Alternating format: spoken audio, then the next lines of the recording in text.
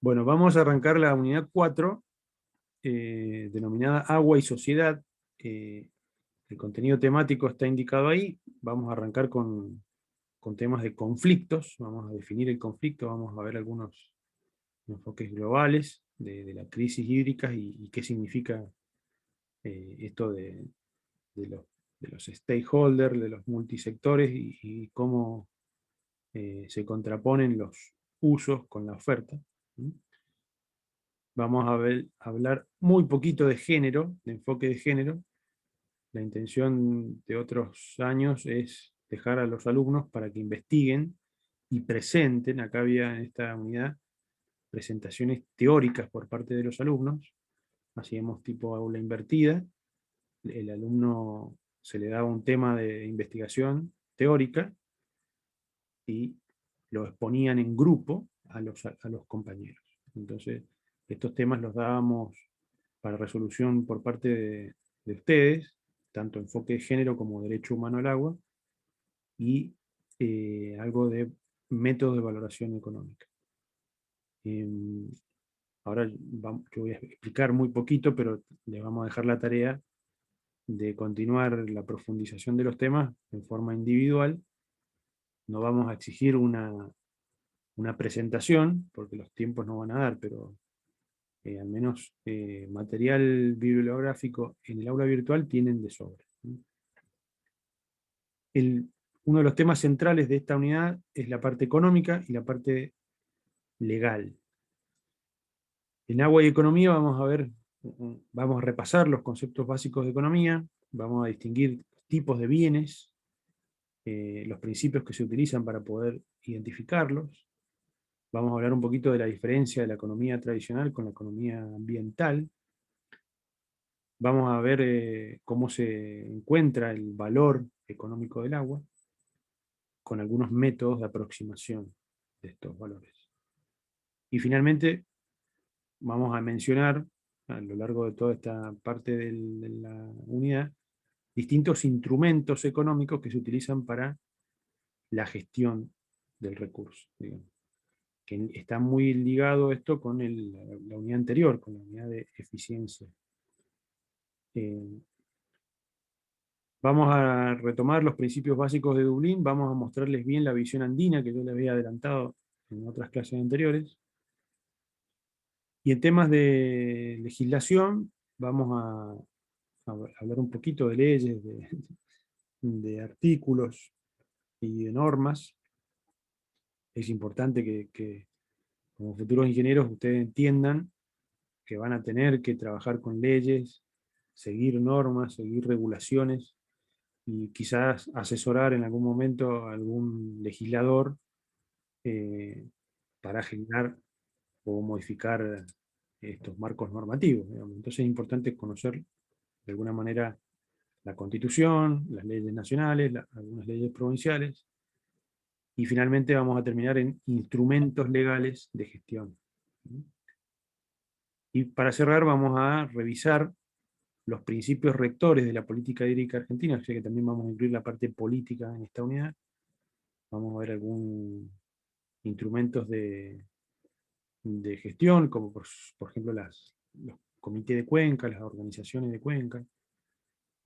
Algo de planificación vamos a ver también, y de ordenamiento territorial. Es una unidad bastante interesante, muy multidisciplinar, y vamos a tratar de hacer enfoco en estas dos principales, economía y legislación. Para arrancar entonces, vamos a definir, digamos, el marco. Estamos retrayendo las charlas anteriores de las unidades previas, hemos visto un análisis de la oferta, de la distribución desigual en cantidad y tiempo de la oferta del recurso hídrico.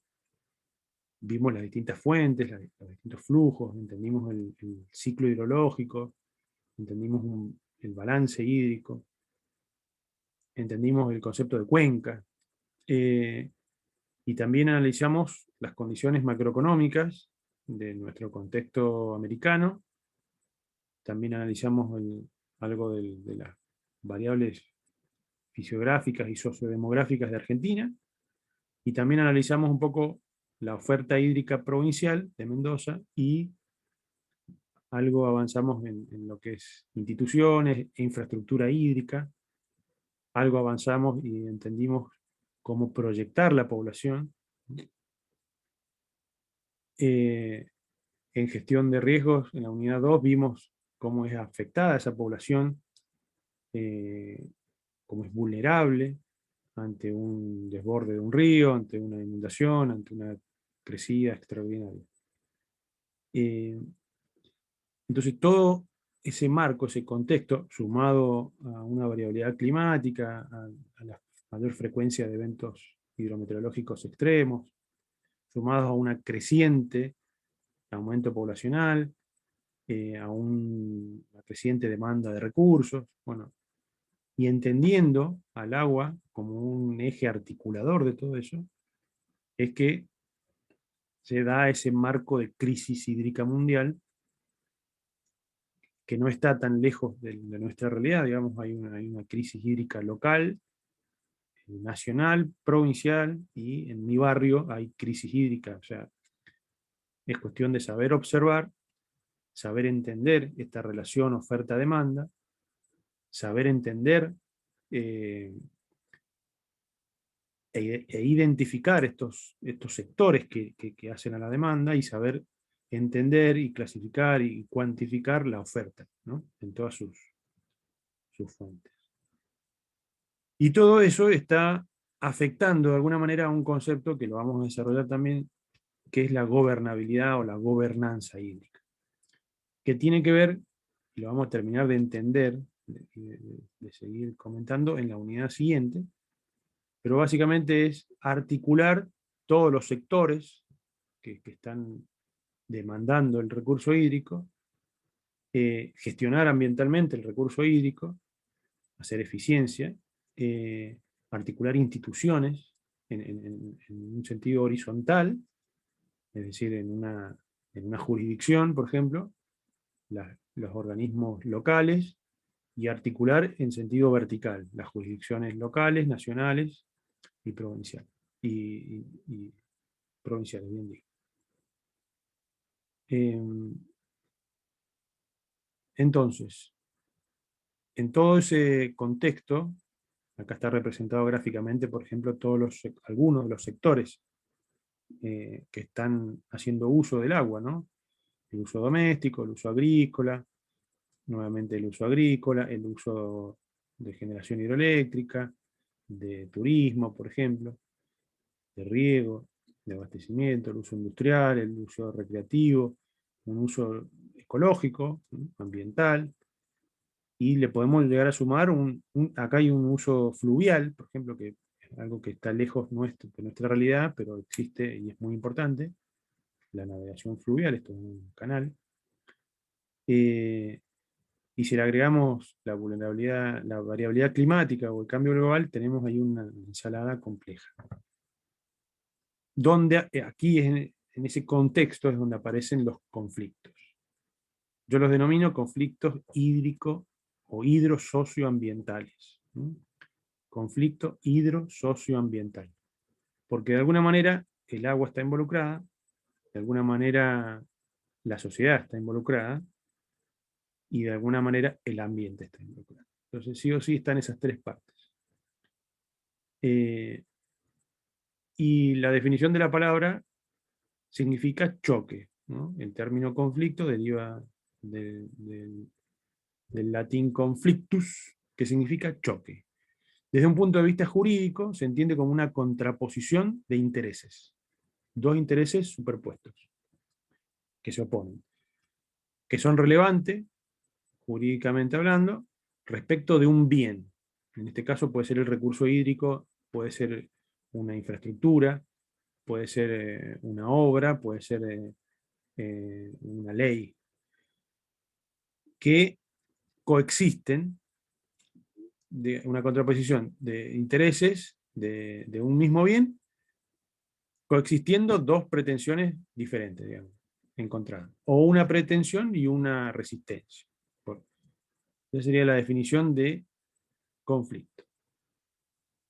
Entonces, en términos generales, conflicto es cualquier, acá hay otro sinónimo, tensión, cualquier tensión que surge entre dos o más actores y que puede ocurrir por los siguientes motivos.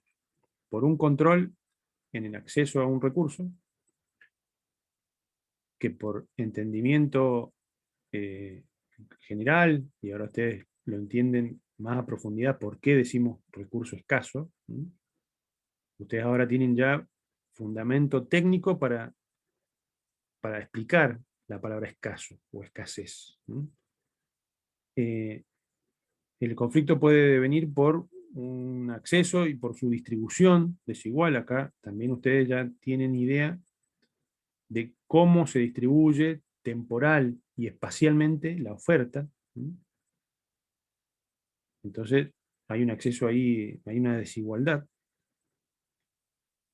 Por el cambio de valores y percepciones sobre su escasez, acá hay un tema de cultura hídrica, es decir, no es lo mismo la mirada que tiene una ciudad que tiene mucha agua respecto a la mirada de otra ciudad que no tiene tanta precipitación. Entonces, esa diferencia de valor puede llegar a generar conflictos. Eh,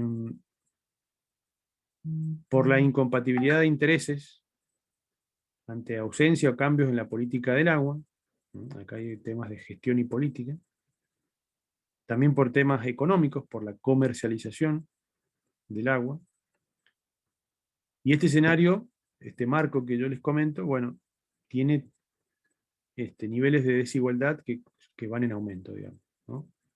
Y la idea de tener un acceso equitativo al agua para satisfacer estas necesidades básicas globales está entendido, está aceptado por la mayoría de los países y se trata de avanzar en reducir esta desigualdad de acceso al agua. El agua se la reconoce como un derecho humano y en la mayoría de los países están de acuerdo, pero los conflictos igual siguen estando. Acá una, un dato un dato numérico, si bien este valor es ya medio viejo, quizá pueda haber aumentado esto, pero indica que el 40% de la población mundial vive en cuencas compartidas. Entonces, ¿qué significa esto? Que tiene más posibilidades de entrar en conflicto con la otra jurisdicción con la que comparte el recurso. ¿Se entiende? Eh, Dijimos varias veces que existe una distribución desigual del agua dulce cuando analizamos la oferta. Vimos, por ejemplo, esta es una figura, voy a avanzar, vimos, por ejemplo, esta es la desigualdad geográfica. ¿Sí? Esta es una figura de Víctor Pochat, creo, donde demuestra y compara la oferta con la demanda en los distintos continentes. Por ejemplo, nosotros en América del Sur tenemos el 25% de la oferta hídrica mundial y concentramos solamente el 6% de la población. Entonces podemos decir que existe menos desigualdades o mayores oportunidades al acceso del agua que, por ejemplo, en Asia, donde concentra el 60% de la población, pero tiene solamente el 30% del recurso mundial. Entonces hay realidades distintas en función de esta relación oferta-demanda. Con estos valores, el indicador de Folkenmark da cuenta de esto. Digamos, si yo relaciono la cantidad de agua disponible respecto de la cantidad de población, me voy a dar una idea de las desigualdades que podrían llegar a existir en esa región. Y con unos umbrales establecidos en 1000 y 1300 metros cúbicos por habitante por año, 1700, perdón, podría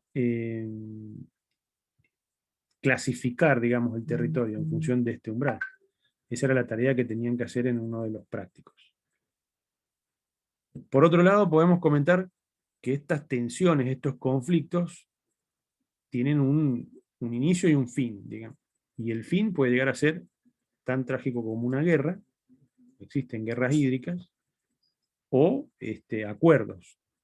Entonces, lo que marca esta figura es un inventario de todos los conflictos mundiales no tengo la fuente acá y debe ser de algunas décadas atrás esta información, por lo menos 10 años de antigüedad, pero más sirve para rápidamente darnos cuenta de que hay muchos beneficios conflictos que terminan bien, digamos, y no tantos conflictos que terminan mal. Entonces, acá está representado en el eje X de 0 a -7 y de 0 a 7 la resolución de estos conflictos, donde el 0 es una condición neutra, digamos, donde no se avanza ni se retrocede, se queda en una disputa que no llega a ningún fin, hasta una condición de negativa máxima de una guerra formal por un recurso hídrico. Pasando por acciones militares de gran escala, acciones político-militares hostiles, acciones diplomáticas hostiles, acciones verbales, hostilidades verbales, que son las que más existen, conflictos ya más críticos, pero fíjense que del lado del acuerdo podemos tener apoyos verbales leves, oficiales, acuerdos científicos, por ejemplo, acuerdos no militares, económicos, apoyo militar, Tratado Internacional de Aguas, que es este grande, fíjense que eh, hay muchos tratados, muchos convenios internacionales. El 4 es Acuerdo no militar, económico, tecnológico e industrial. El 3, Acuerdo cultural. Profe, Sí, ¿eso tiene algo que ver, por ejemplo, con las líneas divisorias de agua que hay a lo largo de la cordillera, que ha mediado el Papa, cosas así? sí, totalmente. Cuando se marcan fronteras y el límite es un recurso hídrico, bueno, ahí hay un conflicto, que puede llegar a ser un conflicto bélico. Eh, ¿Cómo se resuelve? Y bueno, esta carta demuestra eso. La mayoría se resuelve por instrumentos de acuerdo. Algunas excepciones quedan en guerra, en litigio todavía. Eh, pero sí, es un buen ejemplo.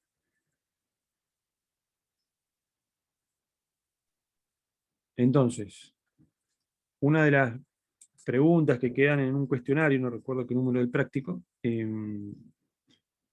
es esta: ¿cómo resuelvo o cómo se resuelven los posibles conflictos entre una demanda creciente de un recurso limitado, finito, vulnerable, y la naturaleza conflictiva de estos múltiples usos? Y la respuesta tiene que ser indicando el nivel de la respuesta, si es un nivel local, si es regional, nacional o internacional. Entonces, y la otra es cómo se resuelven estos conflictos en el marco de la planificación. Entonces, yo voy a hacer una pausa.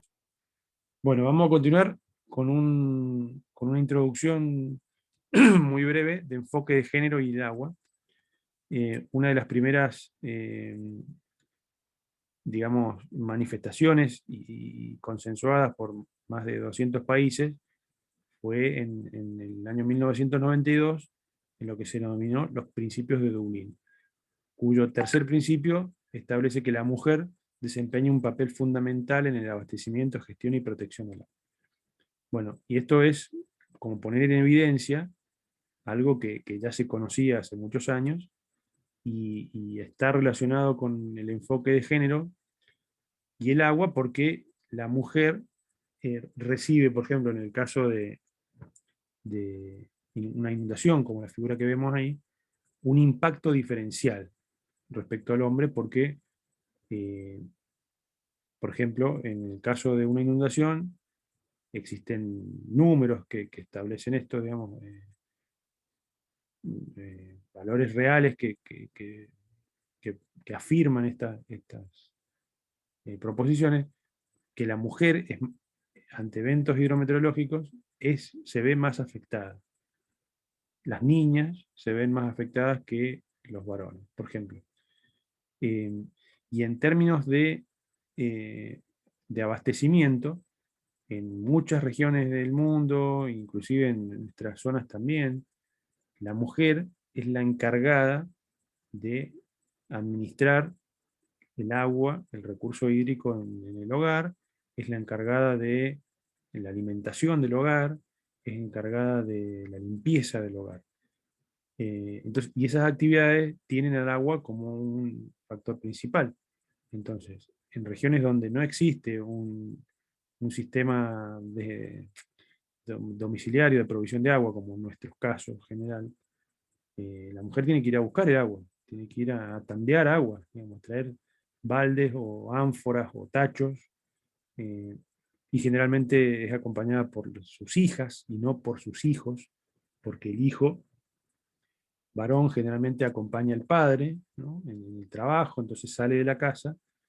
Entonces, el enfoque de género es eso. Ustedes, para no definirlos yo, los van a tener que buscar, van a tener que investigar. En el aula virtual existe mucho material bibliográfico ahí.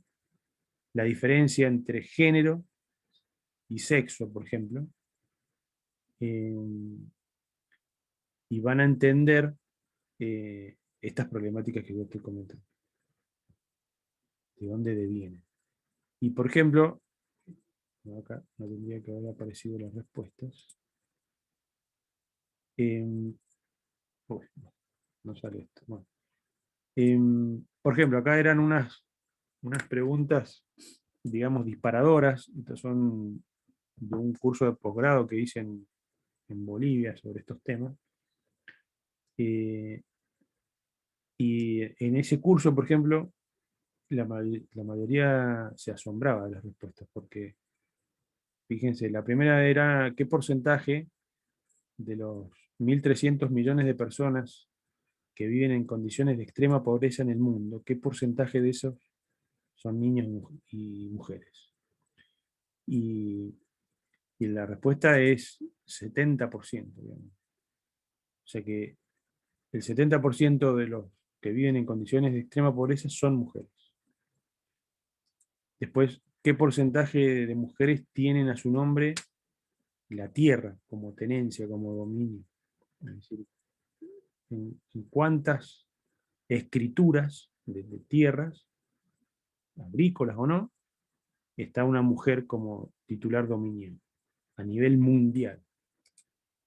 Y el 1%. Entonces esto también indica una diferenciación de género, ¿no?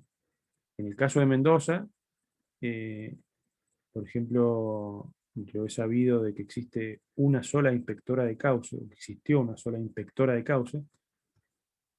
Lo vamos a ver en unidades más adelante, pero la organización de usuarios en Mendoza, de los regantes, está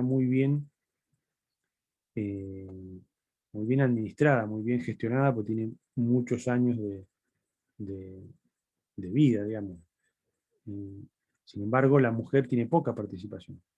¿Y por qué? Y porque generalmente los que participan en ser representantes de los usuarios son los tenedores de las tierras. Y generalmente los títulos están en nombre de los hombres, a nombre de los hombres y no de la mujer. Eh, y los pocos casos de inspectoras de cauce que hubieron, que eran 2 o 3 mujeres, eh, eh, eran porque el marido había fallecido y les había quedado la tierra a nombre de ellas. Entonces, este valor impacta mucho. ¿Cuál es el porcentaje de mujeres parlamentarias en el mundo? Y bueno, llega a 17%. ¿No? Una, una norma para fijar, para obligar a que las cámaras legislativas o las representaciones políticas tengan un 50 y un 50%, no recuerdo cómo se llama la ley, tiene un nombre, a mí no me parece buena idea, porque el cambio debe provenir de la misma población, es decir, el cambio del enfoque de género tiene que venir desde uno mismo y no impuesto para cumplir una ley de cupo, así se llama. Eh, Porque si no entran mujeres que no tienen realmente la competencia que tendría que tener. Eh, no estoy diciendo que las mujeres sean menos competentes que los hombres, estoy diciendo que debe salir un representante mujer para, con más competencia o igual competencia que cualquier hombre o mujer, pero debe salir de la misma sociedad, esa representación. Porque en definitiva los que nos gobiernan son representantes de nosotros que somos el pueblo. Entonces, si fijamos una ley para poder querer cumplir este enfoque de género con la ley de cupo, estamos obligando, o quizá dejando de lado, eh, o no cribando, no filtrando por competencias, por ejemplo, ¿no? Y se ha demostrado, no están estas filminas, que la mujer es mejor gestora, ¿no? Tiene mejores capacidades de gestión que el hombre. Eh, hay también estudios que muestran que CEOs de grandes empresas internacionales, CEOs mujeres, demuestran una mejor performance que hombres, ¿no? Entonces, acá hay otra más. ¿Qué porcentaje de analfabetos son hombres? Entonces, de los 870 millones de adultos analfabetos en el mundo, ¿cuántos son hombres? 25% hombres, 75% mujeres. Y esto se explica por esta condición de enfoque de género. Cuando la mujer tiene que atender las tareas del hogar, y la mamá tiene que ir a buscar agua, y bueno, se lleva a la hija a buscar agua con ella y se lleva a hacer las tareas del hogar, mientras que los hombres, el papá y los hijos, o trabajan o se educan. Pero la mujer queda relegada, entonces la educación de la mujer siempre va eh, atrás, digamos, la posibilidad que tiene el hombre de educarse. Y estos números son evidentes. Que el 75% de los analfabetos del mundo sean mujeres, está diciendo eso. Otros datos, acá por ejemplo vemos una imagen de mujeres tandeando agua, ¿ven? Acarreando agua. Todas las enfermedades y el cuidado de la salud familiar también la atiende la mujer. Las medidas de limpieza de la casa, entonces está más vinculada con el agua, por eso siempre tuvo esa responsabilidad dada por el enfoque de género. Em, entonces, hasta acá creo que llegamos. Les recordaba que